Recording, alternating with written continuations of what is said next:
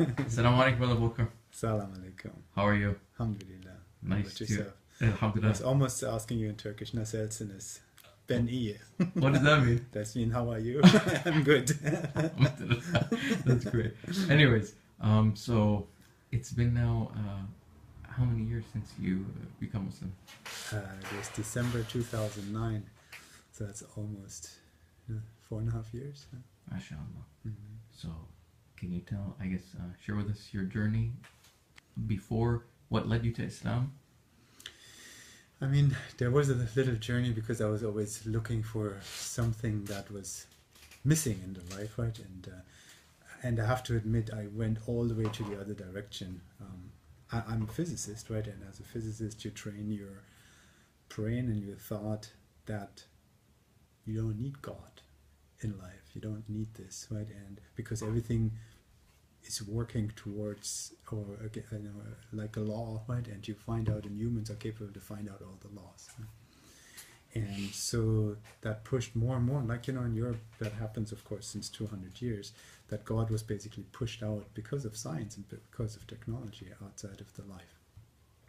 However, for me, something was missing, and I, like many other Muslims who converted, I also studied Buddhism and other things. I looked into that, and I got attracted to Buddhism because there was this thought about, meditation. I kind of like that. So to take yourself out of the regular world, right? And so I listened to a lot of Buddhist practices, and things were like suffering, right? And all the things that we say now is in the dunya, right?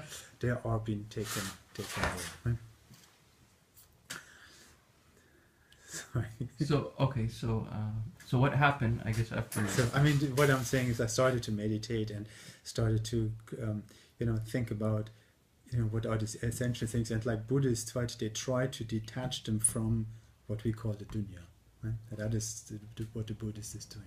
The dunya mean, what's dunya mean? Dunya, the world, right? The world, and your nafs and everything, that's around that. So you're trying to detach yourself from that, and with that you should have a more pleasant life, because you are taking away all the things that cause trouble or cause suffering, and that is the things that that is life. Your nafs and your needs and your desires, they cause pain, and that is the Buddhist belief. Now, making a long story short, later I got a job, or got not a job, but an assignment in the United Emirates. That was the first time I was ever in a Muslim country. And that was a new thing to me. So I was open to that, but I tell you quite frankly, if you would have asked me to become a Muslim that time, I'd say you're crazy. Right? I would never ever do that, because I was, of course, like everybody else, I heard the biased news from the news, right, and what Muslims are, and I had not a right perception from what Muslims are. And that's not quite right. I was actually in Turkey before, and I heard the azan in the morning, and I thought it was just crazy. Right? So they were backwards. That was my honest belief. Now, I was in the Emirates, and the first thing that came where I got a little bit more closer to what Islam was, I had this driver who was driving me every morning to the office and back. So the office there sent a driver, and they picked me up from the hotel and they drove me back.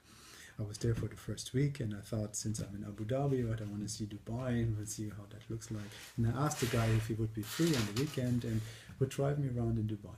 So yes, he came, we drove around, and now he was Muslim, and he asked me if he could make some stops on the road. He said he had to do some prayers. I was not aware of that concept, when the prayers were and whatnot. I said, of course, you have to do what you have to do. So he kept driving me around, and he dropped me off back at the hotel, and then he said to me, after I paid him a little tip more than I should have, or I was supposed to, and he said, I pray for you. And the way he said that was not just I pray for you, and he said that was deep from his heart. That really touched me. So that was the first thing. And later on, I also met my wife that I have now, right, and she started to introduce me more. So the second incident is I was having a taxi driver. Another taxi driver drove me to the big mosque in Abu Dhabi, and he introduced me to wudu, how to make wudu and everything. And I went to the prayer. That was the first time in the big mosque I think it was a Friday prayer. I can't even remember. It was the first because it was packed there, and we did the Friday prayer. I didn't know what I was just imitating pretty much. So that was the first steps towards Islam. And then the other thing I observed there, that was at 12 o'clock when the Adhan was praying, everybody would go to the mosque. And I like that concept a lot, because that was very close what I learned from the Buddhists. Right? They really practiced it. Everybody did. They dropped everything and went arm in arm together down the elevator into the mosque. I said, wow, look at that. Right? So that's amazing. Right? They really stop all the nonsense that you do in life. I mean, I shouldn't say nonsense, but all your busy work, and you go pray and distance yourself from the dunya. Right? Yeah. And then come back, and they come arm in arm, like friends. That was impressive to me. Right? So these are things. And then, of course, I shouldn't neglect the part that I met my wife, and she kept teaching me and taught me how to pray and taught me everything about Islam. And so I picked up, eventually I converted, right? So I took the Shahada in Abu Dhabi, and they gave me a ton of books, right? A ton of books, believe it or not, in German, right? In Abu Dhabi, you get the books. They give you a ton of books in English and in German. In German. Yes, and I'm just reading one of them actually from Galen, right? The guy who was in conflict with Erdogan. And, he's actually here in the U.S., right? Fethullah? Huh? Yeah, Fethullah Gulen. Gulen. Yeah, Gulen. Yeah, he's here in the U.S. and they gave me actually 3 or 4 books from him, translated into German. So I started reading this and got more and more into this, and understood more and more about the concept of Islam. And what I really liked about was when I looked at the Buddhist practice that I learned, I realized that the Muslims actually translated, they lived it, they did it. Right? If you really practice Islam, you do what the Buddhists are talking about. You distance yourself from the dunya. If you really do it right, you take it all away, right? And you do it. And if you practice and you go pray and think about this, and you give your, pay zakat and all these kind of things, these are all the concepts that are being taught by Buddhism too, believe it or not. So, and that's what drew me more into it, because if you go down that route, and I've talked to other people too, I know many people went through the Buddhist route into Islam.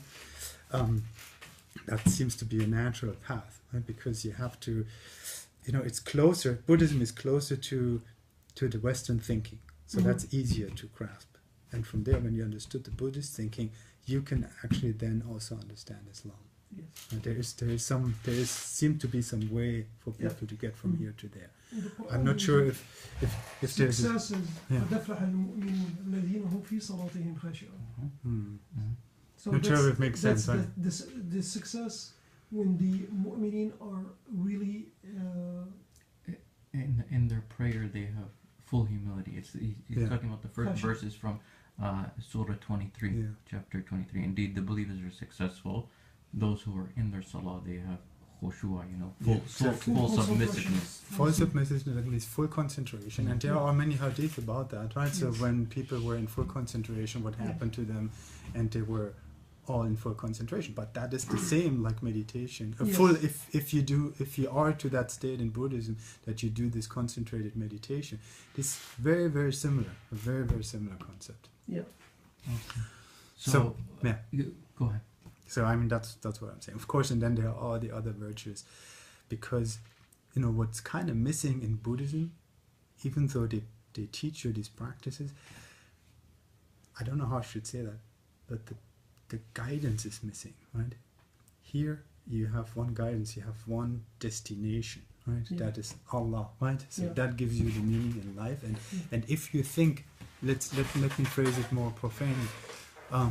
If you think whatever you do it for Allah, then you do it. I'm looking for words now, right? Yeah. So when you look at Buddhism, you should do everything and take away your interests, right? Yeah.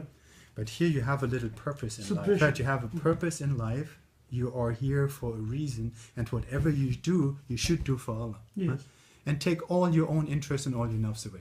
I know that's hard, right? It's no, who can really do that? But if you do it this way, then it gives you a certain,